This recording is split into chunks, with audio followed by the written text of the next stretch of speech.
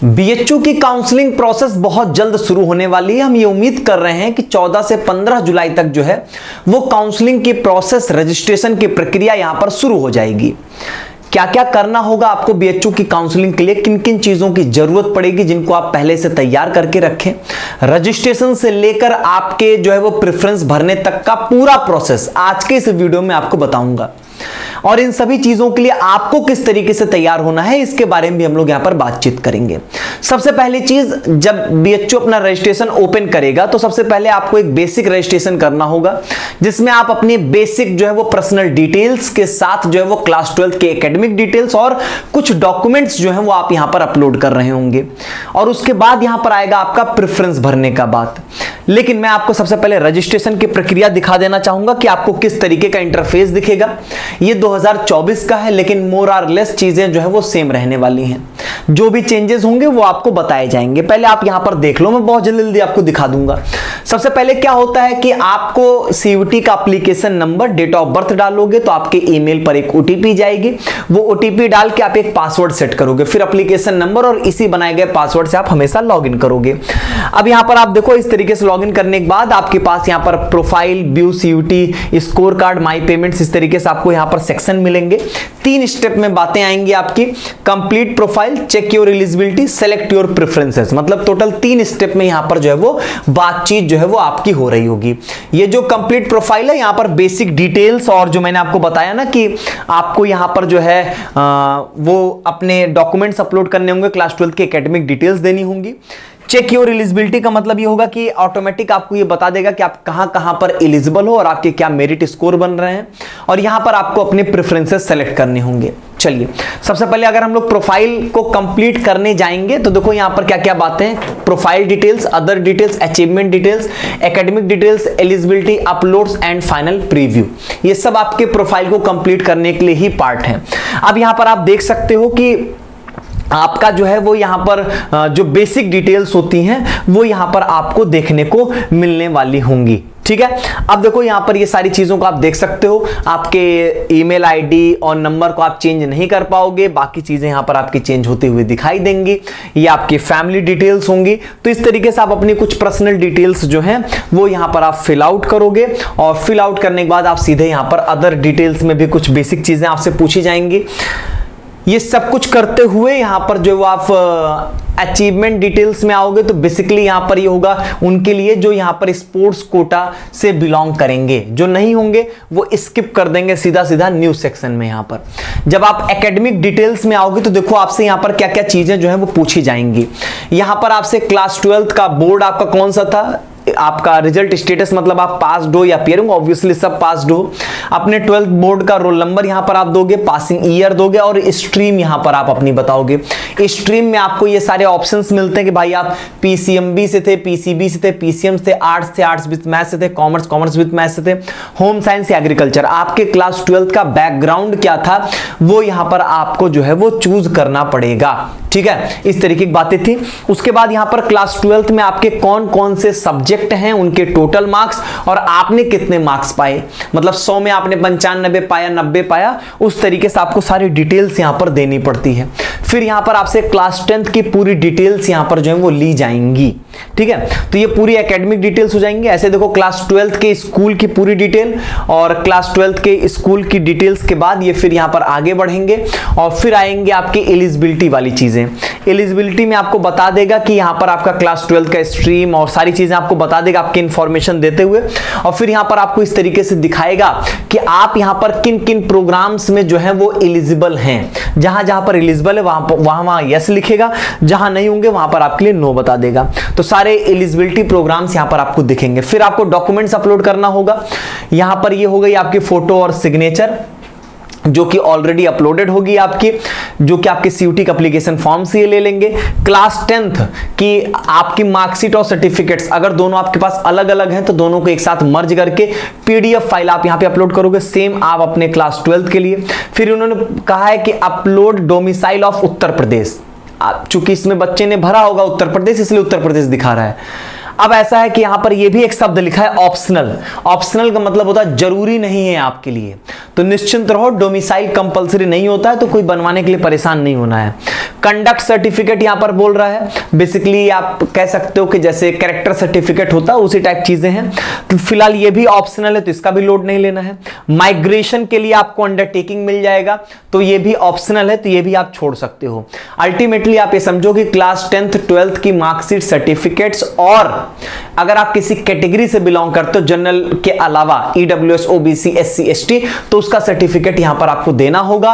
और ईडब्ल्यूएस और ओबीसी की अगर मैं बातचीत करूं तो 1 जनवरी 2025 के बाद की जो है वो यहां पर बातें की जाती हैं। 1 जनवरी 2025 के बाद के सर्टिफिकेट्स यहां पर रिक्वायर्ड होते हैं दो ईडब्ल्यूएस और ओबीसी वालों के लिए।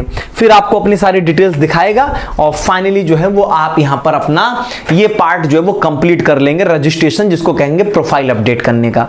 प्रोफाइल आपने अपडेट कर लिया, अपनी एलिजिबिलिटी आपने चेक कर ली, और फिर यहां पर आपके सामने ऑप्शन आएगा अपने प्रेफरेंसेस सेलेक्ट करने का। प्रेफरेंसेस आप सेलेक्ट करने जाओगे तो पहले समझना बहुत जरूरी है कि आखिर प्रेफरेंसेस हमको किन चीजों के मिलने वाले हैं। तो पहले मैं आपको ये दिखा दूं कि प्रेफरेंसेस किन चीजों के बनते हैं यहां पर बीएचयू में। ध्यान से देखिएगा, यहां पर प्रेफरेंस का मतलब होता है चॉइस। ये तो बहुत बेसिक सी बात है। प्रेफरेंस 4 चीजों के आएंगे। सबसे पहले कोर्स, मान लो आप मल्टीपल कोर्सेज के लिए एलिजिबल हो, आप बीए और बीएससी दोनों के लिए एलिजिबल हो, आप बीए और बीएलएलबी दोनों के लिए एलिजिबल हो, तो उसकी चॉइस आपको पता होनी चाहिए कि आपको ऊपर किसको रखना है, आपको बीए रखना है या बीएलएलबी रखना है। फिर यहां पर सब्जेक्ट, बीए और बीएससी में अगर मैं बात करूं, भी बीएससी में मैथ्स और बायो के लिए तो कई सारे सब्जेक्ट्स होते हैं, तो उन सब्जेक्ट की यहां पर आपको जो है वो चॉइस, अपनी प्रायोरिटी ऑर्डर पता होना चाहिए कि अगर मेरे पास 4 सब्जेक्ट है तो मुझे किसको ऊपर रखना है, किसको नीचे रखना है, ये आपको पता होना चाहिए। ये काम आप करोगे, कोई दूसरा नहीं। फिर यहां पर लोकेशन की बात आती है। लोकेशन का मतलब है कि आपका जो पर्टिकुलर कोर्स सब्जेक्ट है वो जहां जहां पर अवेलेबल होगा वो दिखाएगा डैशबोर्ड पे, और फिर उसको आप सीक्वेंसली यहां पर अरेंज करोगे। जैसे कि मैंने अभी आपको यहां पर ये बताया कि यहां पर आप देखो तो बीएचयू में यहां पर आप देखोगे तो मेन कैंपस और एफिलिएटेड कॉलेजेस, 2 बातें आती हैं। मेन कैंपस में एफएमसी, एमएमबी और आरजीएससी की बात आती है। यहां पर FMC faculty in main campus, MMB महिला महाविद्यालय। मेन कैंपस बनारस वाले मेन कैंपस में जैसे ही आप घुसोगे सबसे पहले आपको महिला महाविद्यालय मिलेगा। एक पूरी बाउंड्री के अंदर वो एक अपना पूरा कॉलेज है, और जो है वो वहां पर आपको बीए और बीएससी के कोर्सेज जो हैं वो देखने को मिलते हैं। एफएमसी में तो सारे मिलेंगे, ये सिर्फ फीमेल्स के लिए होगा, और एफएमसी और आरजीएससी मेल और फीमेल दोनों के लिए है। RGSC Rajiv Gandhi south campus, जो कि आपके बनारस से लगभग 70 किलोमीटर की दूरी पे यहां पर जो है वो मौजूद है। यहां पर आपको BCom honours, BSc honours agriculture और वीवॉक के कोर्सेज जो है वो देखने को मिल जाएंगे।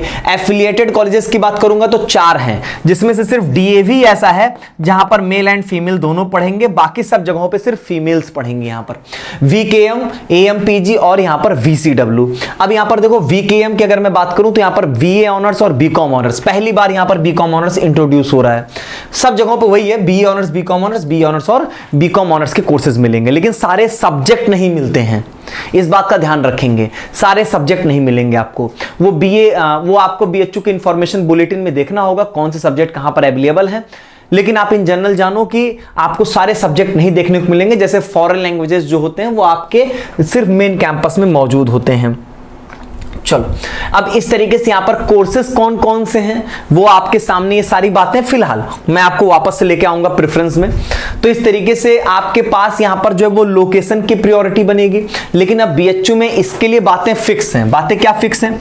सबसे पहली प्रायोरिटी पे हर एक बच्चे का एफएमसी ही रहेगा। दूसरे प्रायोरिटी पे हर एक बच्चे का नहीं होगा, इसमें सिर्फ बच्चियों का होगा, एमएमबी की तरफ आएंगे। तीसरी जो प्रायोरिटी जाती है वो यहां पर डीएवी को मिल जाता है। चौथी प्रायोरिटी यहां पर वीसीडब्ल्यू, वीकेएम में लड़ाई झगड़ा होता है 2 3 4 5 नंबरों का, लेकिन मैं यहां पर वीसीडब्ल्यू को ऊपर कर दूंगा, वीकेएम को नीचे, और लास्ट में यहां पर आ जाएगा एएमपीजी। यही होता है सीक्वेंस। यहां पर कोई जो है वो विलिंगली जो है वो चेंज करना चाहे तो चेंज कर सकता है, ऐसा किसी के ऊपर रिस्ट्रिक्शंस नहीं है, लेकिन मैं आपको एक जनरल आइडिया दे दिया हूं, ऐसे ही बात है। आप कहोगे सर आरजीएससी कहां रहेगा इसमें, तो देखो आरजीएससी कहां पर है। आरजीएससी बीएससी ऑनर्स एग्रीकल्चर में है। बीएससी ऑनर्स एग्रीकल्चर कोर्स सिर्फ एफएमसी में है, और आरजीएससी में तो ऑब्वियस सी बात है, पहले एफएमसी फिर आरजीएससी।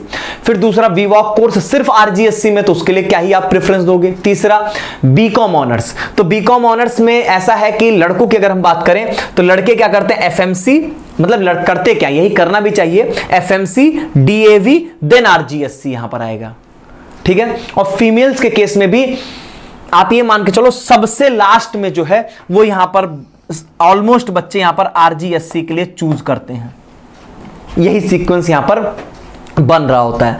बीएचयू में एक बात और आती है टाइप ऑफ सीट की। यहां पर टाइप ऑफ सीट का मतलब यहां पर हो गया कि यहां पर दो प्रकार की सीट्स आपको मिलेंगी, ये कहीं और नहीं देखने को मिलेगा। एक यहां पर रेगुलर सीट और एक यहां पर पेड सीट। यहां पे रेगुलर सीट मतलब जो रेगुलर फीस पे आपकी सीट रहेगी।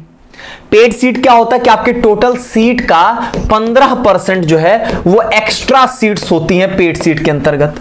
मान लो किसी कोर्स में 100 सीट है तो 15 एक्स्ट्रा सीट्स होंगी, ठीक है। पेड सीट पे फीस जो होती है वो ज्यादा होती है।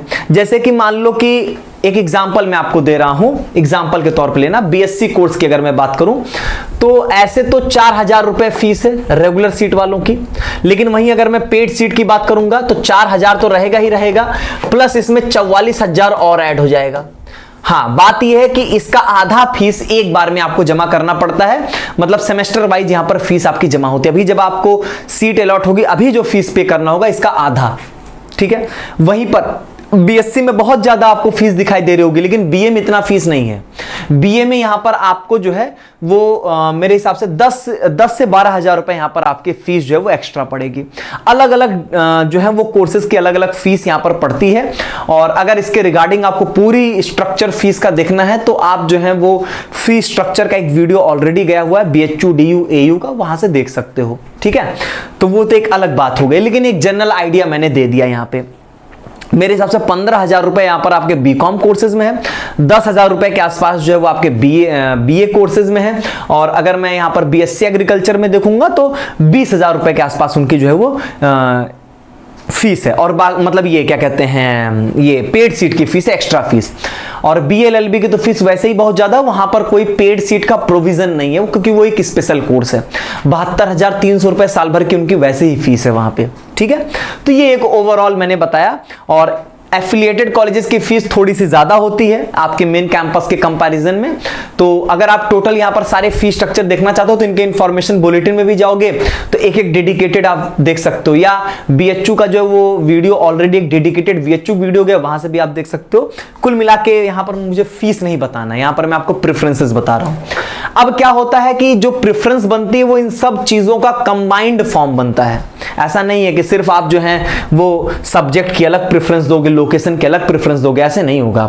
आपको एक कंबाइंड यहां पर प्रेफरेंस देना होगा, ठीक है। अब कंबाइंड प्रेफरेंस में यहां पर जो आपके लिए रिक्वायर्ड होगा, रिक्वायर्ड क्या है, आपके सब्जेक्ट की प्रायोरिटी लिस्ट यहां पर आपके पास तैयार होनी चाहिए कि आपके पास जो जो सब्जेक्ट अवेलेबल्स हैं उन सब्जेक्ट की प्रायोरिटी ऑर्डर सेट होनी चाहिए।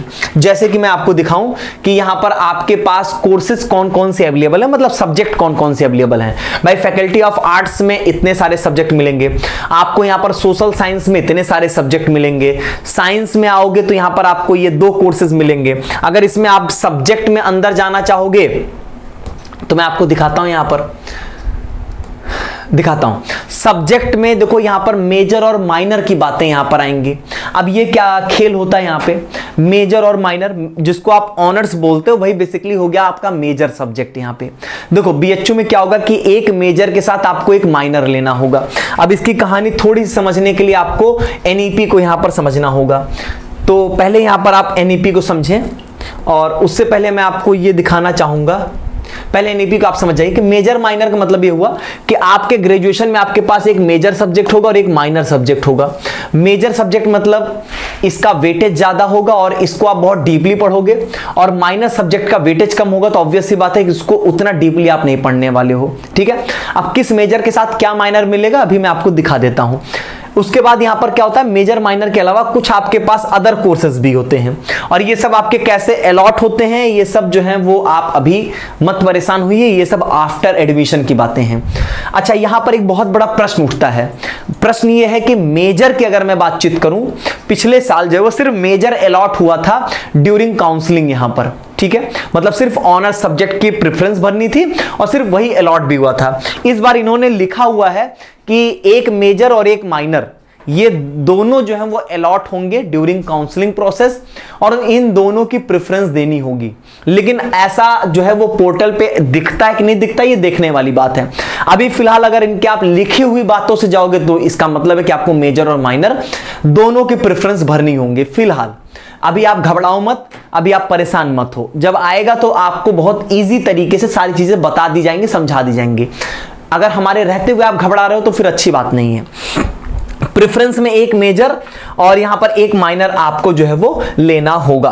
अब यहां पर आप ये कह सकते हो कि जैसे इन्होंने बताया कि candidate at the time of registration जो है वो आपको प्रेफरेंस देना होगा मेजर और माइनर कोर्सेज के लिए। यहां पर बाकी कोर्सेज जो होंगे वो बाद में अलॉट होंगे, ये सारी बातें। और फिर इसके बाद आप देख सकते हो जैसे मेजर का 92 क्रेडिट है आपका, आप ऐसा समझो कि इसको वेटेज ज्यादा मिल रहा है, और माइनर का 32 क्रेडिट है। यहां पर आपको 4 साल का यूजी प्रोग्राम है बीएचयू में, 4 साल मतलब 8 सेमेस्टर, 8 सेमेस्टर में आपके यहां पर जो है वो एक मेजर एक माइनर रहेगा।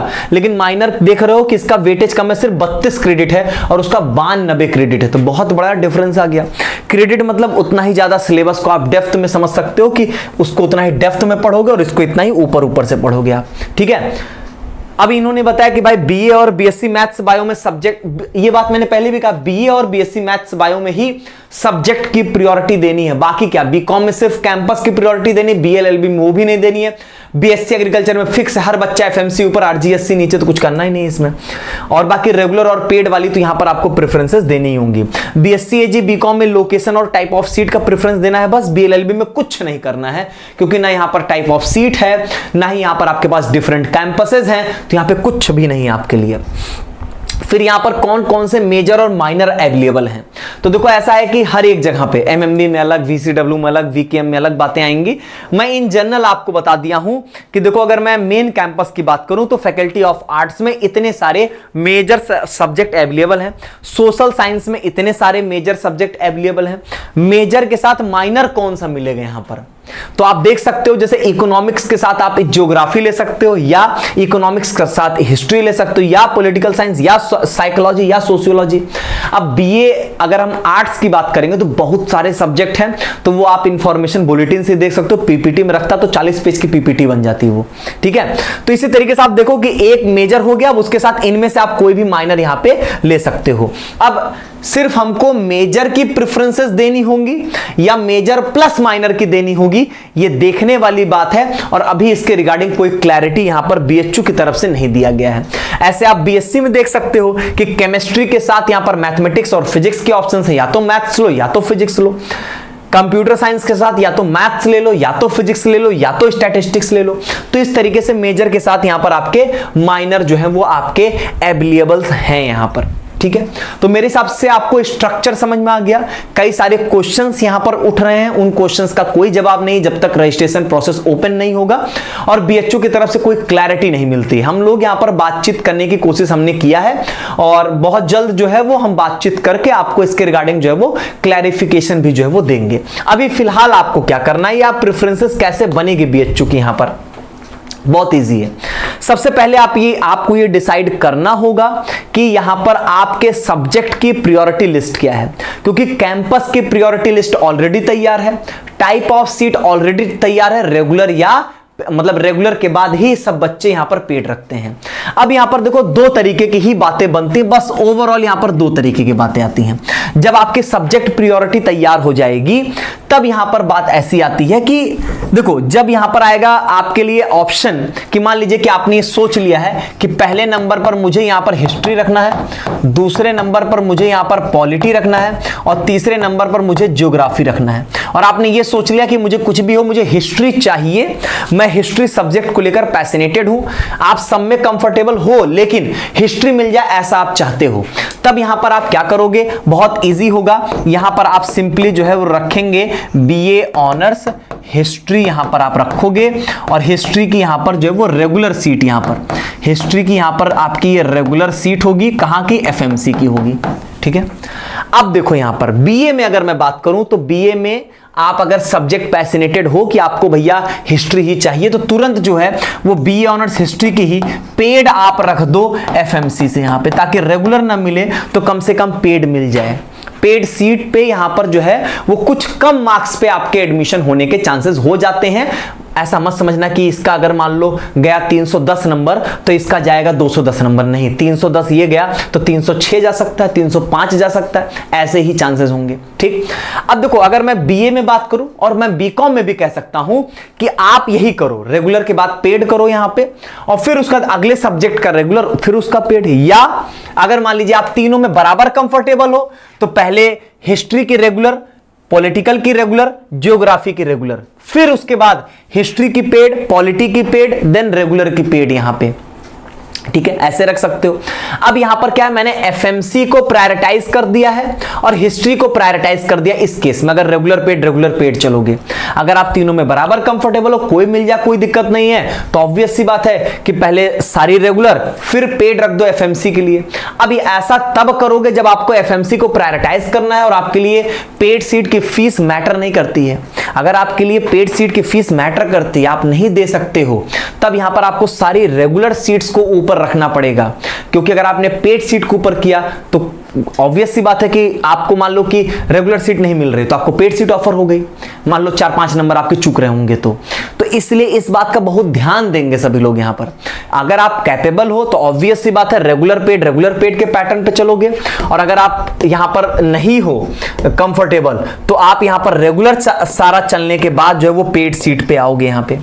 अब जैसे लड़कियों के केस में क्या ऑप्शंस मिल जाएंगे कि आप ऐसा करो कि भाई आप एफएमसी की रेगुलर रख लो, अगर पैसे में दिक्कत है तो एफएमसी की रेगुलर, एमएमबी की रेगुलर, देन एफएमसी की पेड और रेगुलर की पेड।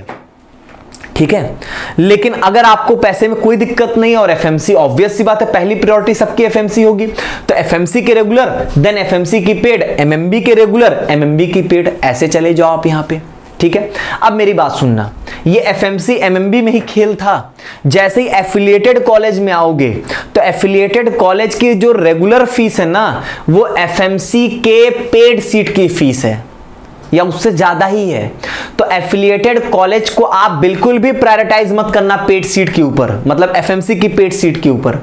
मेरा कहने का मतलब यह है कि जब आप अपने एफएमसी एमएमबी को निपटा चुके होगे, ये मैं बात कर, और वैसे भी मतलब ये मैं बात कर रहा हूं आपके बीए बीकॉम के लिए, बीएससी में वैसे भी आपके पास है ही नहीं एफिलिएटेड कॉलेज, तो एफएमसी एमएमबी जब यहां पर खत्म हो चुका होगा, इसके बाद हम यहां पर एफिलिएटेड कॉलेजेस यहां पर अपने भरेंगे। एफएमसी एमएमबी के बाद ही एफिलिएटेड कॉलेज आएगा। एफएमसी एमएमबी एंड का मतलब हो गया कि रेगुलर भी निपटा चुके हैं और पेड भी निपटा चुके हैं। क्यों? क्योंकि आपके एफएमसी एमएमबी के जो पेड सीट की फीस है वो एफिलिएटेड के रेगुलर सीट की फीस है। तो ऑब्वियस सी बात है कि आप प्रायोरिटाइज किसको करोगे? एफएमसी एमएमबी की पेड सीट को ना, एफिलिएटेड के कंपैरिजन में।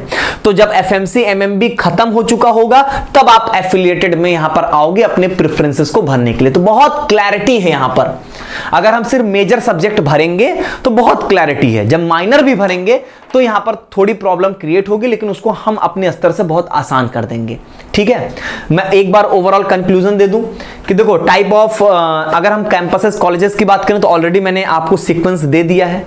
मैंने आपको क्या बोला कि अपने प्रेफरेंस में पहले ये तैयार कर लो कि आपके सब्जेक्ट की प्रायोरिटी लिस्ट क्या होगी। आप पर्टिकुलर चाह रहे हो कि हमको यही सब्जेक्ट मिले, पैसे का कोई बहुत बड़ा इशू नहीं है, या आप कंफर्टेबल हो, ऐसे इतने चीजें डिसाइड कर लियोगे तो बड़ा आसान है। क्या करना क्या है आपको यहां पर? लड़कों के लिए अगर मैं बातचीत करूंगा तो एफएमसी आएगा, एफएमसी के बाद सीधा वो यहां पर डीएवी में जंप करेंगे, तो इनके लिए कोई ऑप्शन नहीं है। एफएमसी की आप जो है वो रेगुलर पेड अरेंज कर लो, देन आप डीएवी की रेगुलर पेड को अरेंज करना। बहुत क्लियर है लड़कों के लिए।